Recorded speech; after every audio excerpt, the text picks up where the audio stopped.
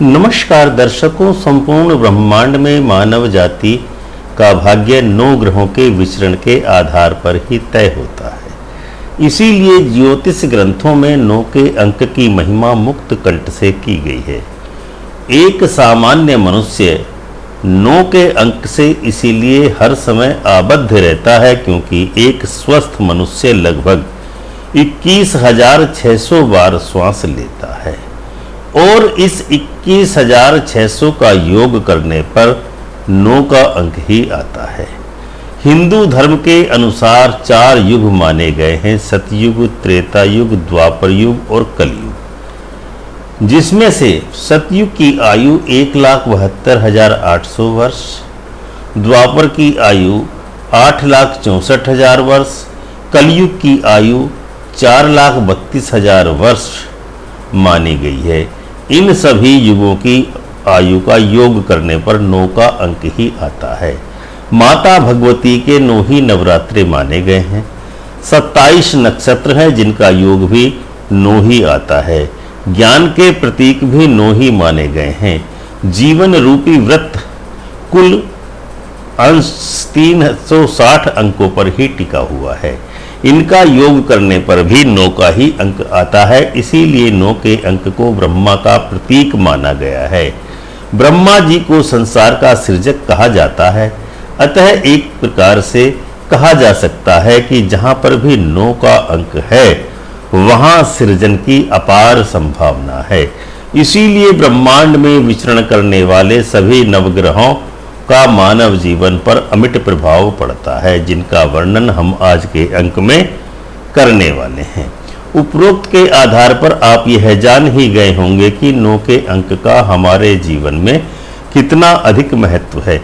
इसीलिए आकाश में विचरण करने वाले यह नवग्रह अर्थात सूर्य, चंद्र, मंगल, बुध, बृहस्पति, शुक्र, शनि, राहु और केतु आजन्म हमारे जीवन पर सतत दृष्टि बनाए रखते हैं और हमारे कर्मों के आधार पर ही हमारे भाग्य का निर्माण करते हैं। इसीलिए हमारे मनीषी अर्थात वैज्ञानिकों ने संपूर्ण संसार के तत्वों को भी 9 ही भागों में बांटकर इन नवग्रहों से ही संबंधित कर दिया था। इसीलिए पृथ्वी पर पाए जाने वाले तत्व इन्हीं नवग्रहों से किसी न किसी रूप में संबद्ध रखते हैं। उदाहरण के तौर पर तांबा सूर्य से संबंधित है, तारा चंद्र चांदी से संबंधित है, मंगल मूंगे से संबंधित है, बुध कैल्शियम से संबंधित है, बृहस्पति स्वर्ण से संबंधित है, शुक्र कच्ची मिट्टी से संबंधित है, राहु शीशे से संबंधित है, जबकि केतु लाजवर्त से संबंधित है। इसीलिए यह माना जाता है कि संसार के प्रत्येक तत्व में किसी न किसी ग्रह के गुण किसी न स्थित रहते हैं और यह तत्व उस ग्रह के प्रभाव को घटाता अथवा बढ़ाता ही रहता है। इसीलिए किसी भी ऐसे तत्व का प्रयोग नहीं करना चाहिए जिससे आपके विपरीत ग्रह की शक्ति को बढ़ावा अथवा बल मिलता हो।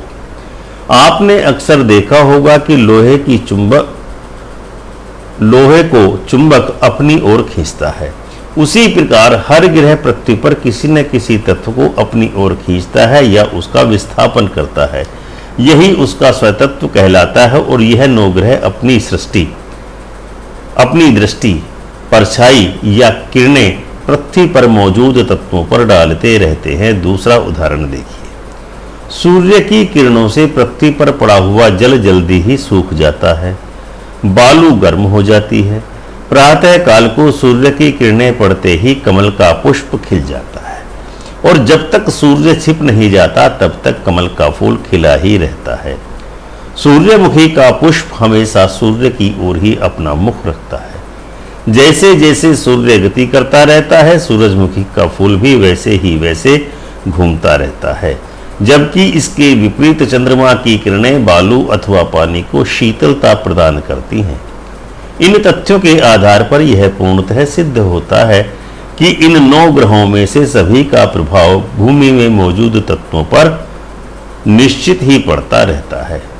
इन ग्रहों का प्रभाव डिग्री के अनुसार पूरे वर्ष कम अथवा ज़्यादा पड़ सकता है।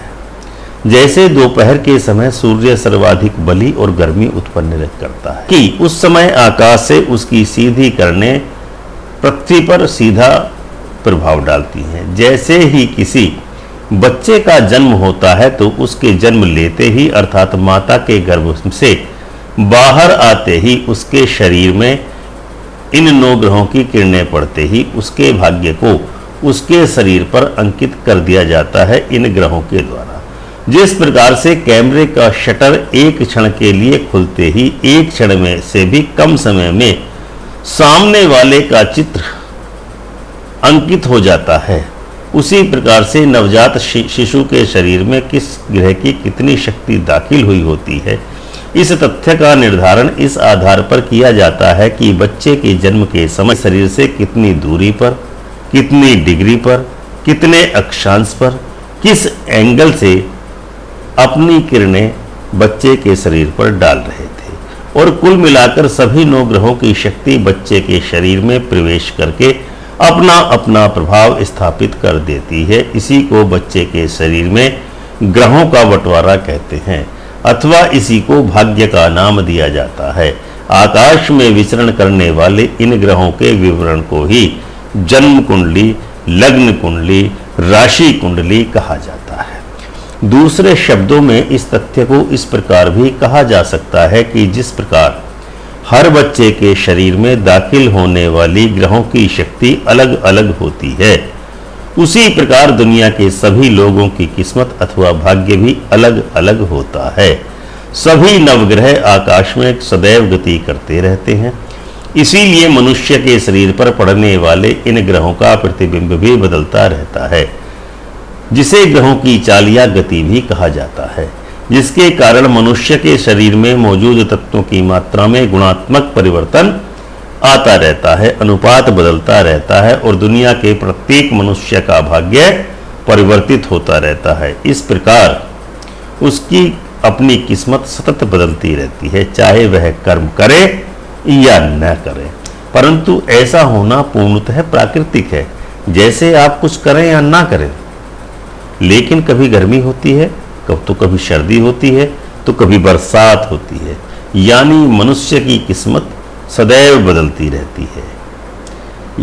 इसे दूसरे शब्दों में इस प्रकार भी कह सकते हैं कि मनुष्यों के शरीर में ग्रहों की शक्ति या मात्रा गुणात्मक रूप से आनुपातिक परिवर्तनशीलता बनी रहती है।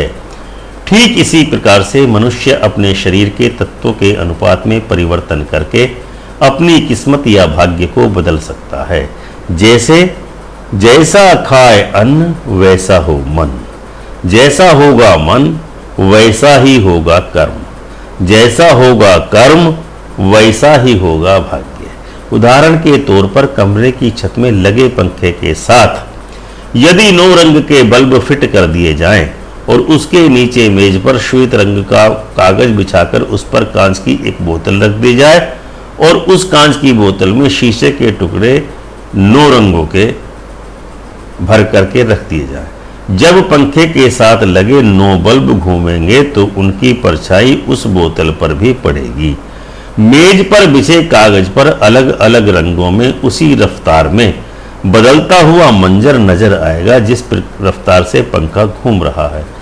यदि बोतल के किसी एक रंग के शीशे के टुकड़ों में कमी कर दी जाएगी, जो बोतल में शीशे हैं उनमें से एक रंग की कमी कर दी जाएगी, तो परछाई में भी तुरंत ही परिवर्तन हो जाएगा। अब यदि इस बोतल को मनुष्य का शरीर मान लिया जाए तो आपके ग्रहों के प्रभाव का मंजर भी स्वतः ही समझ में आ जाएगा। इसी तकनीकी के आधार पर मनुष्य के भाग्य में भी परिवर्तन किया जा सकता है। इस प्रकार हम देखते हैं कि आकाश में घूमते हुए ग्रहों की स्थिति में तो हम कुछ भी परिवर्तन नहीं कर सकते, लेकिन मनुष्य के शरीर में तब्दीली या परिवर्तन करके उसके भाग्य में परिवर्तन अवश्य ही किया जा सकता है। आकाश में घूमते रहने वाले ग्रह अपनी स्थिति का पता पंचांग में बनी दैनिक कुंडलियों में से सहज ही होता रहता है। ग्रह अपनी राशियां बदलते रहते हैं, जिसका सीधा सा अर्थ है कि ग्रह आकाश में अपनी स्थिति सतत ही बदलते रहते हैं। आकाश में घूमने वाले ग्रह मनुष्य के अनुकूल स्थिति के हो जाए या मनुष्य अपने आप को अपने शरीर के तत्व के अनुपात को ग्रहों की स्थिति के अनुसार कर ले, तो दोनों ही स्थितियों में एक ही बात होगी और मनुष्य की परेशानी दूर होती चली जाएगी या ग्रहों के ठीक स्थिति में आने का इंतजार करना पड़ेगा, और वह भी पता नहीं कब तक। इसीलिए परेशानी से शीघ्र छुटकारा पाने के लिए अपने शरीर के तत्वों में ही परिवर्तन कर लेना बेहतर रहेगा। तब कुंडली के ग्रह उस स्थिति में अपना असर देना शुरू कर देंगे जिसके होने से वह ठीक फल देने के लिए उत्तम माने जाते हैं। तो दर्शकों, यह था हमारा आज का कार्यक्रम जिसमें हमने आपको बताया कि नवग्रह किस प्रकार से मनुष्य के शरीर में स्थित 9 के 9 तत्वों को प्रभावित करते हैं और किस प्रकार से उनका प्रभाव पड़ता है। आपको हमारा यह कार्यक्रम पसंद आया है या आप अपनी राय इस विषय में क्या रखते हैं, कमेंट से हमको अवश्य ही बताएं। चैनल को जरूर सब्सक्राइब करें और बेल आइकन का बटन दबाकर ऑल का ऑप्शन अवश्य ही चुनें। यदि आप हमारे इस कार्यक्रम को हमारे फेसबुक पेज वास्तु ज्ञान पर देख रहे हैं तो आप हमारे फेसबुक पेज वास्तु ज्ञान को लाइक एवं शेयर अवश्य ही करें। धन्यवाद। ओम श्री माधवाय नमः।